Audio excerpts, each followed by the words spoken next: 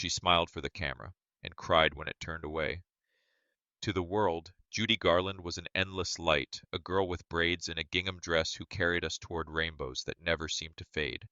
Children pressed their noses to theater screens, believing her tears were real, believing her laughter meant she was safe. But when the credits rolled and the audience drifted home, Judy was left standing in the hollow of silence, where applause could not touch the ache of being owned by a dream too heavy to carry. The role made her famous. It also broke her. MGM had given her the world, but at a cost she could not name aloud. They fed her pills to wake her, pills to sleep, pills to keep her body thin enough to photograph, and liquor became the companion that asked no questions. Behind every glowing close-up was a girl who longed for permission to rest. She drank not to forget her. Under the hot glare of studio lights, he looked eternal. Bronze skin, a sword flashing like sunlight, and a smile that dared the world to follow him into battle. Yet when the applause dimmed, when the set fell silent and the swords were packed away, Errol Flynn was not the fearless pirate, but a man already drowning. He wore tuxedos on screen. In real life he wore guilt. The irony was cruel and poetic. The actor who seemed born for adventure could barely survive the quiet hours of dawn. He filled those empty mornings with whiskey, trying to hush the ghosts of scandals, lawsuits, and the endless whispers of Hollywood corridors. They clapped when he entered the room, but no one noticed when he left. He would stagger into the night, his laughter too loud, his eyes too hollow, chasing the sea that never stayed still enough to anchor him. The audience believed the kiss, but he'd already fallen out of love, not with women, but with the very dream that made him. The role made her famous.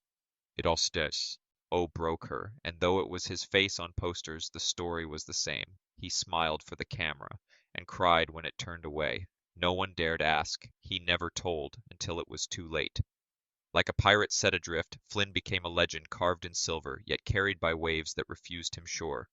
And the next name in Hollywood's sad parade would reveal how even laughter could be a disguise, how even the brightest glow could hide the darkest thirst. Songs, but to survive the loneliness after singing them. They clapped when she entered the room, but no one noticed when she left. That was the truth of her life. Adored on stage, unseen at the dinner table. The bottles piled quietly, hidden under beds and behind curtains, where no one dared ask. She never told, until it was too late. Her name stayed on posters, but not on the lips of those she loved. The irony was unbearable. The woman who gave the world its anthem of hope was left wandering corridors where even hope felt foreign. The liquor softened the blows until it sharpened them instead. The glass behind the curtain became her last companion, whispering comfort in a world that had taken so much. The audience believed the kiss, but he'd already fallen out of love. And in that same way, the world loved Judy as Dorothy, but forgot the woman who lingered in the shadows waiting for someone to see her. And so the girl who had once followed the yellow brick road drifted into another kind of dream, one from which she would never quite return.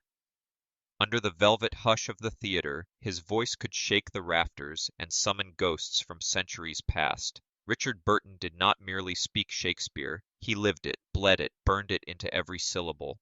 The audience clapped when he entered the room, but no one noticed when he left, because behind that booming command of language there was another sound, quieter, but just as relentless, the steady clink of glass. He wore tuxedos on screen. In real life, he wore guilt. Guilt for the mornings that arrived dim and hollow, the scripts that blurred under a fog of whiskey, the glances from Elizabeth Taylor that carried both devotion and despair. Their love was mythic, but its heartbeat was alcohol. Champagne that turned laughter into shouting, brandy that turned embraces into distance. The audience believed the kiss, but he'd already fallen out of love, at least with himself. She smiled for the camera, and cried when it turned away. Elizabeth knew this rhythm well, for she danced with the same demons, yet Burton's relationship with the bottle was something darker, almost devotional. His drink was not escape, but ritual, as sacred and binding as his performances. He seemed to know deep down that each toast was another elegy to the life he was squandering. The role made her famous. It also broke her. But for Burton, the roles were never the breaking point. It was the silence after curtain call, when applause faded and only whiskey answered back. He carried himself with tragic majesty, but tragedy demands its final act. And so the man whose voice once crowned kings slowly drowned it, until the words that made him eternal slipped beneath amber waves. Under the golden lamps of MGM's sound stages, she moved like a fever dream, a figure sculpted from light and desire. Ava Gardner, the name itself was a sigh, a hush, a spell cast upon every theater seat in the world. They called her a goddess, a southern girl made myth by the camera's unblinking worship. And yet, as the reels spun and the headlines crowned her with superlatives, she felt the bars of a cage closing in. She smiled for the camera, and cried when it turned away. The bottle was never her performance, it was her rebellion. A glass raised in smoky nightclubs, a laugh too loud for the Hollywood elite who tried to tame her. She drank for joy, for freedom, for that brief illusion that she owned the night rather than belonged to it. But when dawn came, the shadows clung closer. No one dared ask. She never told, until it was too late. Her loves were as legendary as her roles, but the romances cracked beneath the weight of expectation. The audience believed the kiss, but he'd already fallen out of love. Ava, untouchable on screen, was breakable off it, pouring away her radiance one glass at a time. They clapped when she entered the room, but no one noticed when she left. The paradox remained, haunting and unsolved. Her name stayed on posters, glowing brighter than the stars, but in the quiet corners of her life the silence was louder than the applause. The role made her famous. It also broke her.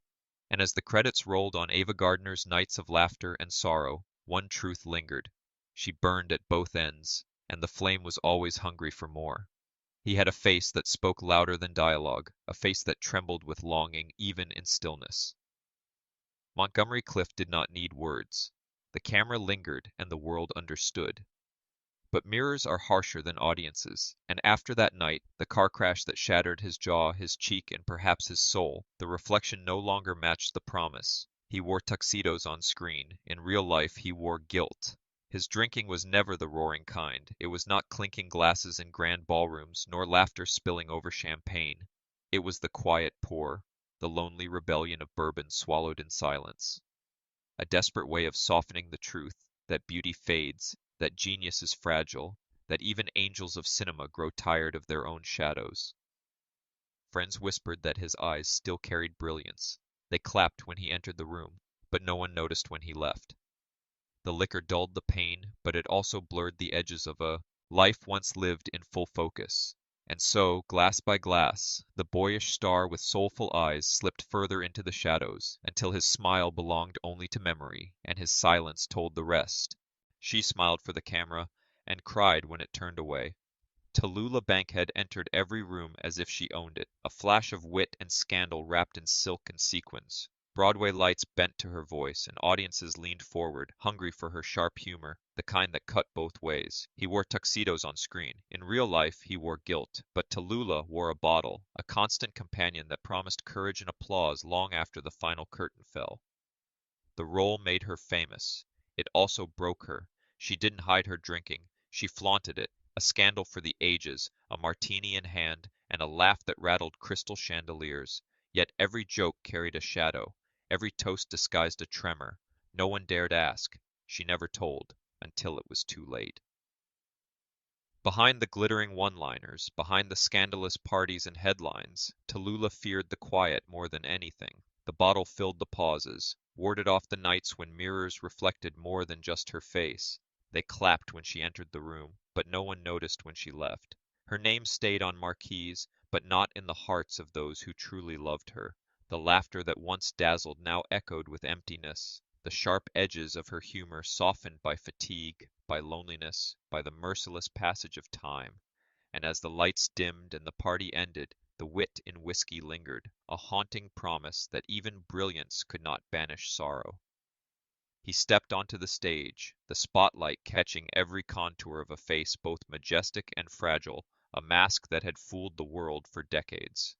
John Barrymore, the great profile, moved like a king of theater, yet the crown he wore was heavy with invisible weight. He wore tuxedos on screen.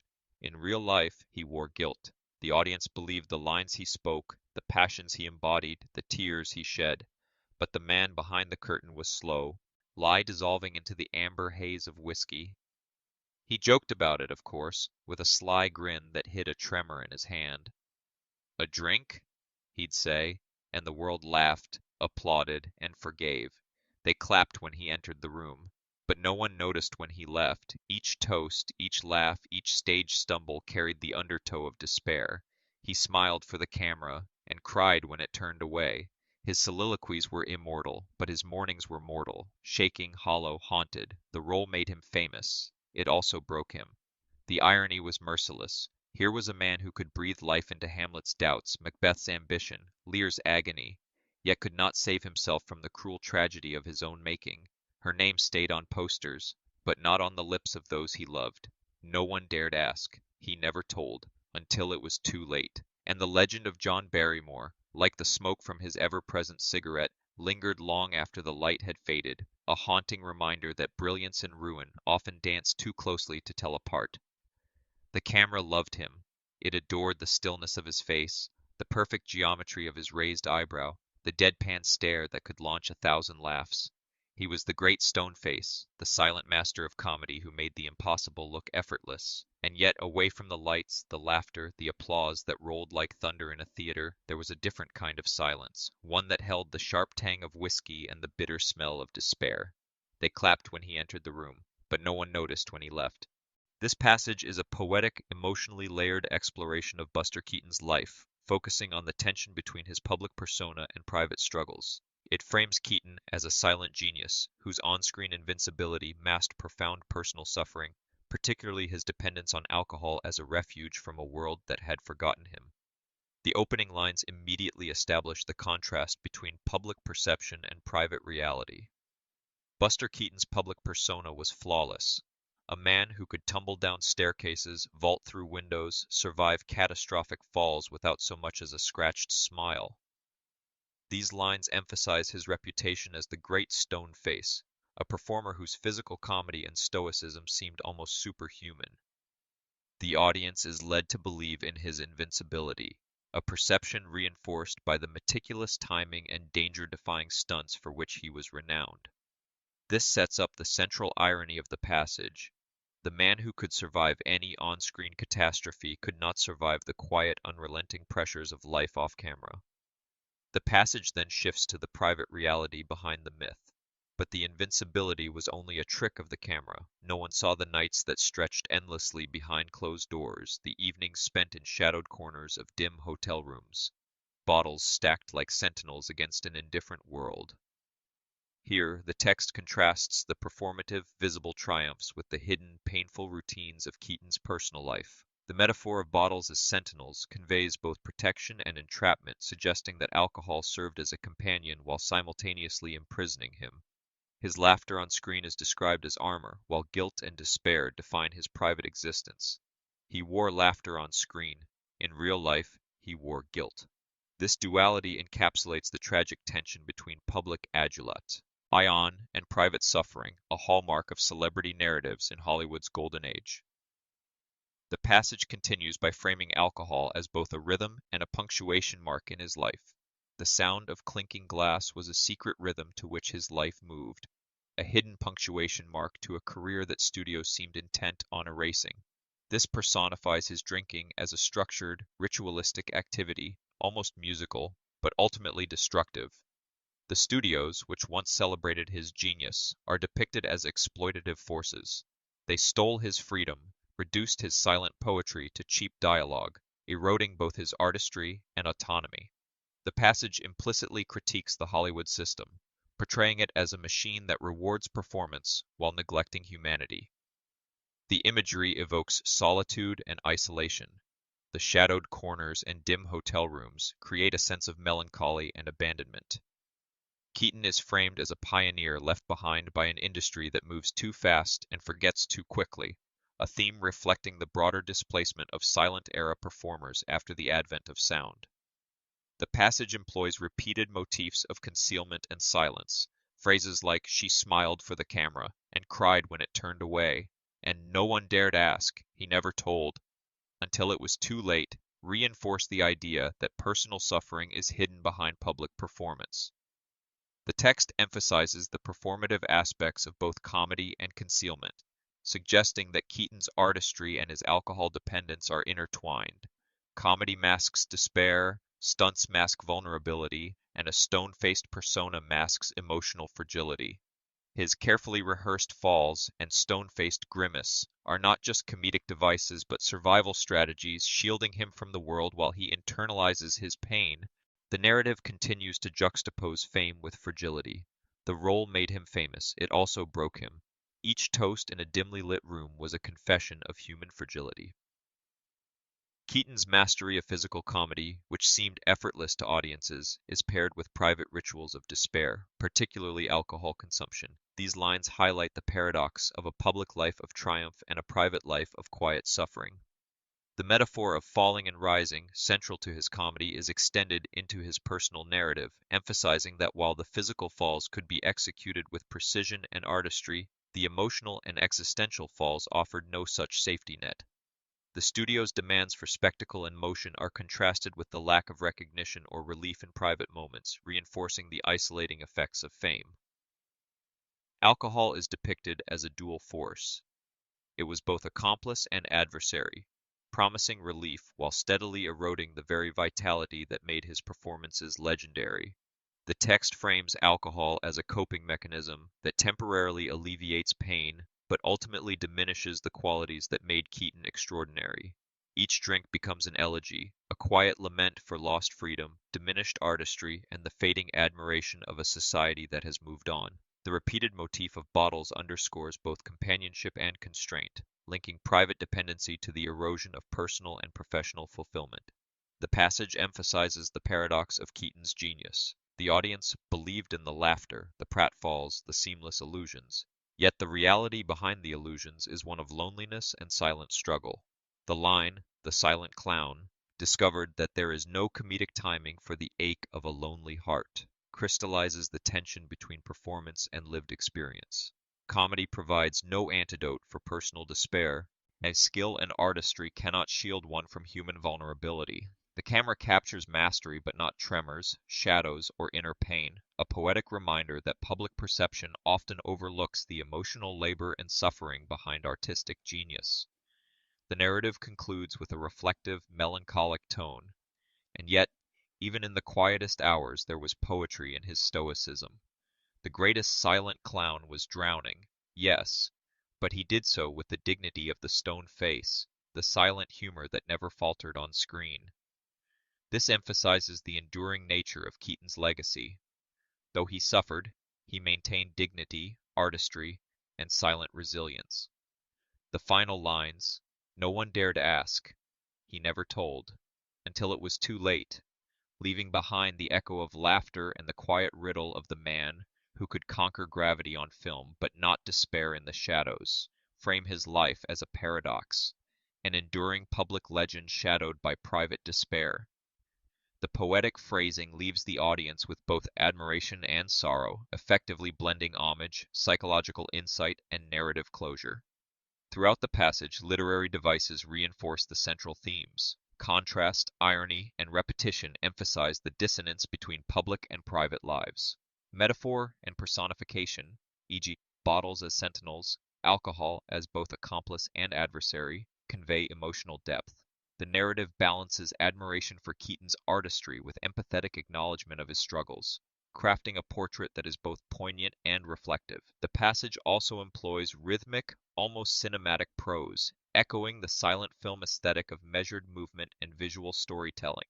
In sum, this text defines Keaton as both a master of physical comedy and a man besieged by private demons, particularly alcohol. His public persona, the invincible, stoic, silent genius, contrasts sharply with the private reality of loneliness, professional erasure, and dependency.